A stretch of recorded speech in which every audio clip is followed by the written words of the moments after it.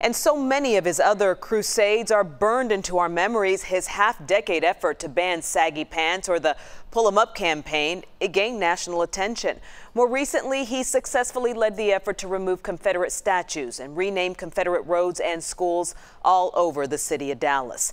Back in February, he took a tough stance pushing to prevent the NRA from holding its convention here in Dallas. That effort was ultimately not successful.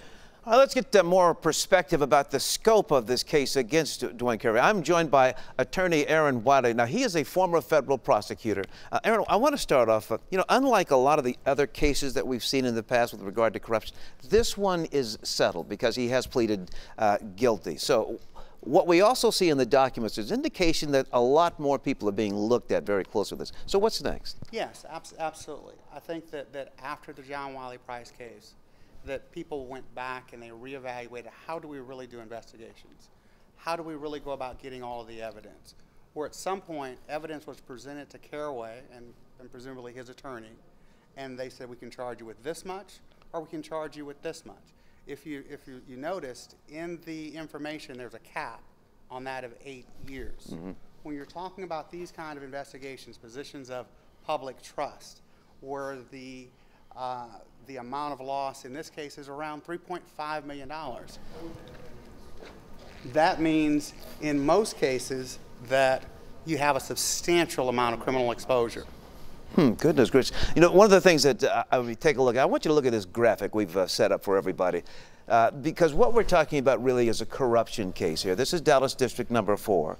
And we're talking about a corruption case. If you look back in Dallas's past and you go back more than 2 decades, I do recall that the Ivan Gonzalez, who was the DISD superintendent, yes, went to the penitentiary. There, take a look at this. Al Lipscomb was convicted. That conviction was overturned because that was a venue question. That's right. But they won 98-0. Exactly.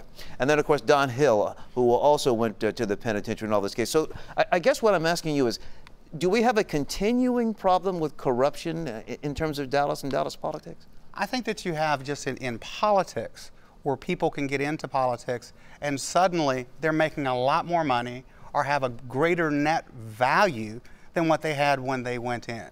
Now, does it end here? Probably not, and that's what we were talking about earlier, is that to limit this case to 8 years, in order to do that, how do you get the government to do that? You have to offer them something else to take a third or take 2/3 off of what is your likely sentence. So I believe this is the beginning rather than the end of this case, that there will be other people, there will be other officials brought in more than likely, because at the end of the day, the federal government is not nearly as interested in business people that want to gain an advantage. That's everywhere. But it's the politicians willing to actually engage in that conduct that make it illegal and make it to the detriment of the citizens that have elected that person. All right, thanks a lot. Aaron Wiley talking to us tonight about the concerns about Dwayne Caraway and today's decision that he had to go ahead and plead guilty to those 2 charges.